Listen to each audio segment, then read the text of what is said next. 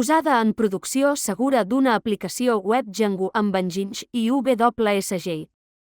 En aquest vídeo aprendreu a posar en producció aplicacions realitzades amb el framework web Django. Hola, benvinguts i benvingudes a un nou vídeo de ciberseguretat M3 posada en producció segura. En aquest cas anem a fer una posada en producció segura. Aquest és el vídeo que dona nom a l'assignatura d'una aplicació web Django amb Nginx i UWSGI. Recordem que tenim un entorn similar a aquest en què un usuari visita una web que està treballada amb Django, però Django no serveix arxius estàtics. Això ho ha de fer Nginx o Apache, un servidor web clàssic. Llavors les peticions s'han de derivar. Si són peticions d'una URL normal i corrent, doncs van cap a Django. Les peticions que són cap a arxius estàtics o a les carpetes que nosaltres indiquem en la configuració, doncs aniran cap al sistema d'arxius directament. L'aplicació web Django, per no haver de necessitar dependències del que hem treballat en anteriors unitats, la descarregarem directament d'un repositori d'exemple. Django Base serà el nostre repositori de referència en aquest cas.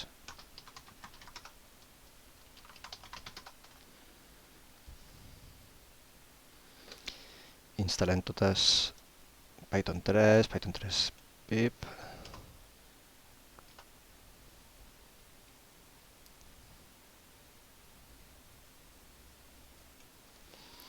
Clono el repositori base. Entro. I creo l'entorn Python 3, gmvn. Aquí estem creant un entorn per guardar les biblioteques de codi.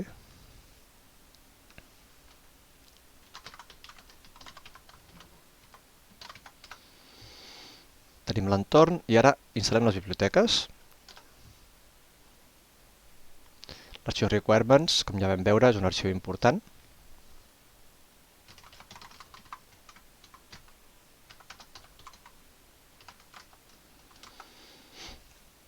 Com podem veure, tenim això, un esquelet de projecte amb el seu entorn d'execució, les seves llibreries. Requirements ens ha donat la llista de dependències, que eren aquestes, i continuem. En aquest cas, aquest repositori està preparat amb un plugin que es diu Django Environ i que ens facilita la posada en producció amb els variables amb un arxiu .env en comptes del típic modificar l'arxiu settings. Això és perquè l'arxiu settings ha de pujar al repositori i allà no podem posar credencials. En canvi, l'arxiu env ens anirà molt bé perquè podrem posar credencials, però aquestes no es posaran al repositori. Aquest Django Environ és un plugin important. També hi ha un de similar que es diu .env i que fa el mateix efecte. No es detecten canvis per les migracions. Migro, o sigui, creo la base de dades. Ara tindrem SQLite aquí. Creo un superusuari.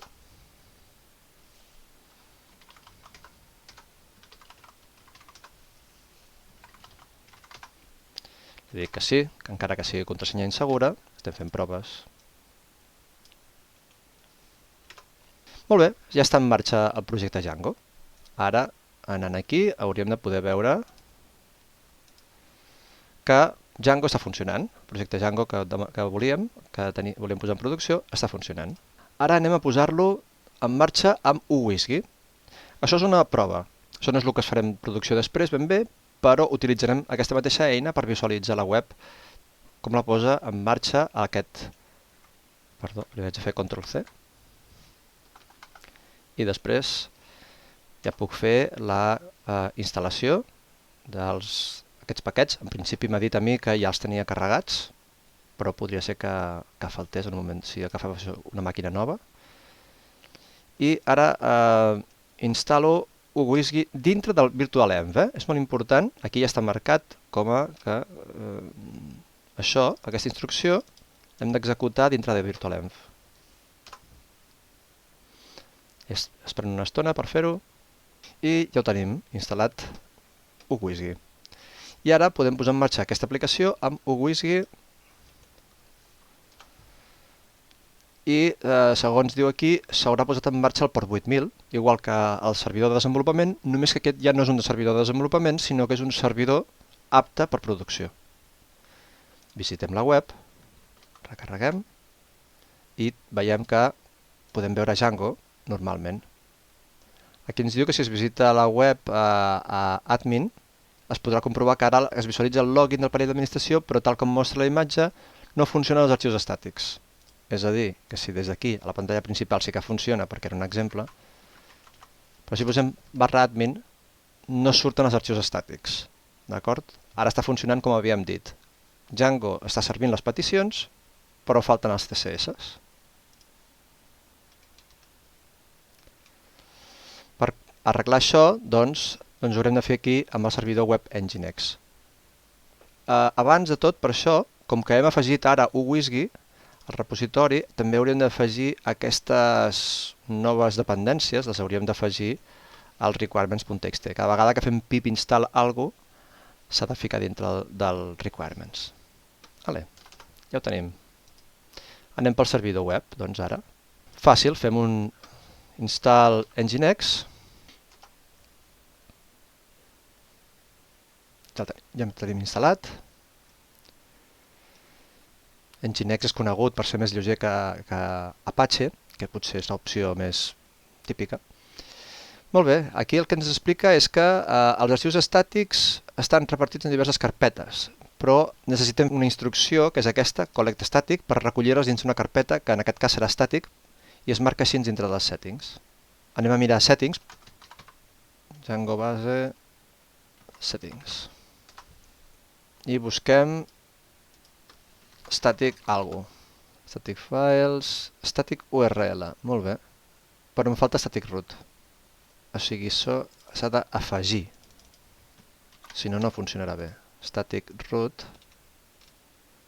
No veig que hi sigui. Està static URL, però ens falta static root, en la qual indiquem quina és la carpeta on es guardaran. Django ara recollirà tots els CSS i demés.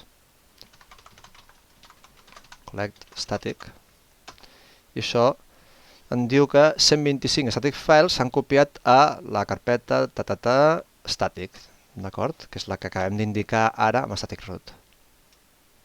Si no haguéssim posat això de l'static root, fallaria i ens donaria algun tipus d'error de que li falta una configuració. Passeu a configurar Nginx. Abans fem una còpia de seguretat de la configuració default. Això és una precaució per si després fem desastres. Ja sabeu que això sí que és una bona pràctica. Bueno, això és una bona pràctica sobretot quan estàs en producció. Si estem en un entorn de desenvolupament i de test, igual no ens és tan important, però sabeu de la importància que té això de fer les còpies abans de procedir amb canvis substanciosos. Diu introduir l'arxiu default amb la configuració aquesta. Aquí sí que hi ha el /media i el /stàtic que van a parar, que configuren Nginx vagi a buscar els arxius /media i /stàtic a la carpeta que toca. Home, isart, Django base, media. En el cas que estigueu a casa amb una màquina diferent, doncs adapteu l'usuari allà on tingueu el vostre repositori, el vostre usuari. Bueno, potser el que puc fer és directament fer un altre arxiu nou, default 2, enganxo tots els continguts i anem més ràpid així. Deso, surto i ara vaig a la carpeta per fer operacions amb més comoditat. Puc fer un copy default 2 sobre default. Faltava sudo. Ara sí, hauria de tenir la configuració llesta. Molt bé, reiniciem Nginx. Sudo system control, restart Nginx service. En principi no ens ha donat error. Si haguéssim fet alguna gamba ens donaria error, però aquesta configuració està bé. Bueno, no vol dir que estigui bé, vol dir que no hi ha errors de sintaxi. Ara falta veure si és la configuració que nosaltres volíem. La web que hem visitat abans, el port 8000, si donem a recarregar no respon perquè hem parat el servidor uWSGI aquell que havíem fet servir. Molt bé, si ara es visita localhost sense el 8000, perquè seria la web base de localhost que està executant Nginx, si visito em diu bad gateway. Per què? Doncs perquè està funcionant Nginx i intenta buscar Django i no el troba. Llavors em diu bad gateway. Aquest error és un tema típic que convé saber quan hi ha un bad gateway, és que el proxy, perquè aquí ara Nginx està fent com de proxy, està fent de servidor web de les arxius estàtics, però també de proxy. Llavors no està trobant el servidor d'aplicacions WSGI que li hem configurat. Molt bé, doncs ara engeguem el WSGI, el engeguem manualment. Tornem a la carpeta del desenvolupament i posem en marxa WSGI, com hem fet abans, però ara ho posem al port 8001, que és el que hi ha en el diagrama aquell. La configuració que hem fet aquí prèviament a Nginx era que anés a buscar Django al port 8001, que és el que acabem de fer ara. Llavors ara si recarreguem, està servint l'aplicació, molt bé, o sigui que està funcionant la redirecció aquesta, i si li faig localhost /admin, continuem amb els mateixos problemes, és a dir, no es visualitzen, sembla que no es visualitzin els CSS. Anem a veure, si no funciona, perquè ara hauria de funcionar, els arxius estàtics els hem configurat. Hauríem de poder fer Ctrl+1 per veure el codi font i veure algun CSS com aquest. Què passa si faig admin? Diu forbidden. Aquí ens falta alguna cosa, que hem d'ajustar els permisos perquè es pugui accedir. Tallo un moment l'execució de WSGI i mirem els permisos que tenen els arxius. Estem tenint problemes per accedir a stàtic, que és on hi ha els arxius CSS. Llavors, la carpeta actual està bé, té els permisos adequats, però la carpeta de sobre, o sigui la meva home directory, està protegida per evitar que els usuaris entre si es poguessin entrar i mirar els arxius. En aquest cas, com que és una màquina on només tenim un usuari, com que és una màquina de prova, doncs aquí ja podem canviar aquests permisos. Si fos una màquina de producció, potser hauríem de buscar un directori més adequat, per exemple, /var/w, però no dintre de /html, o inventar-nos un directori a l'arrel del sistema d'arxius també. Pujo un moment a dalt, torno a fer la L, aquí hi ha moltes coses, però igualment el que m'interessa és la carpeta home directory aquesta que té els permisos 700. Doncs fem chmod 755, amb el qual estem donant permisos perquè es pugui entrar en aquest usuari de lectura.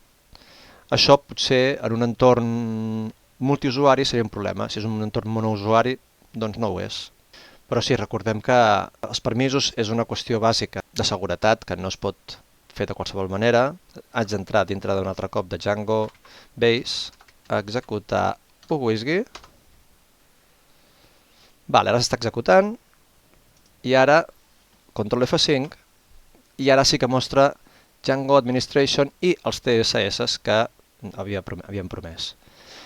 Per acabar de fer la posada en producció com cal, ens faltaria aquesta última part, activant WSGI a l'arrencada amb Supervisor D. Supervisor D és una eina molt interessant que es fa servir sovint, sobretot en casos, com veurem després, que volem que arrenqui una aplicació, en aquest cas és WSGI, volem arrencar-la a l'inici del sistema. Normalment la tendència més habitual seria posar-la en l'init D, però si estem treballant amb dockers, dockeritzant, que després veurem la dockerització, ens interessen eines que puguin ficar una arrencada automàtica de diversos serveis dintre d'un mateix docker i que no sigui init D per no ocupar tant espai i que no hi hagi la complexitat que té init D i un sistema operatiu complet. Llavors, WSGI, en aquest tanco, i el que anem a fer és instal·lar Supervisor, apt install Supervisor,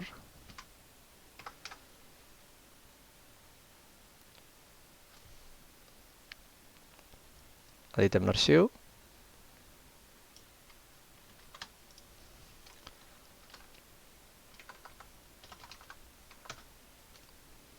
que és /etc/supervisor/conf.d /Django Base, aquest me l'invento jo,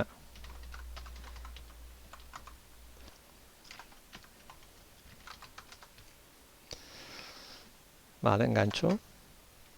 Cal recarregar SupervisorD. Molt bé, doncs gravo, surto i sudo supervisor control reload i supervisor control status. Molt bé, diu que Django base està running, per tant està bé. Aquí, si tinguéssim algun error, hauríem de mirar els logs, aviam què està passant, i finalment comprovem si reiniciant la màquina la web està disponible. Si alguna cosa no funciona, com es preveu, analitzeu els logs que es diu per aquí. Val? Llavors anem de nou a veure localhost. Sí, està funcionant bé perquè nosaltres ara mateix no tenim la shell amb el uWSGI funcionant, com havia passat abans, sinó que ara ja està funcionant per part de SupervisorD. La idea és que si reiniciem la màquina, doncs això funciona.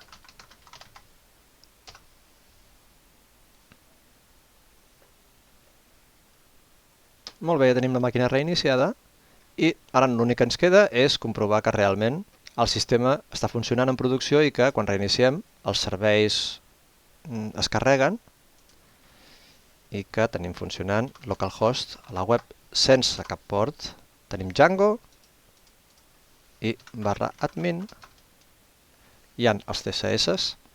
Per tant, la configuració és exitosa. Espero que us hagi estat profitós i que us hagi funcionat. Heu vist l'arquitectura necessària per una posada en producció d'una aplicació web. La configuració del servidor Web Engines i del servidor d'aplicacions WSGI.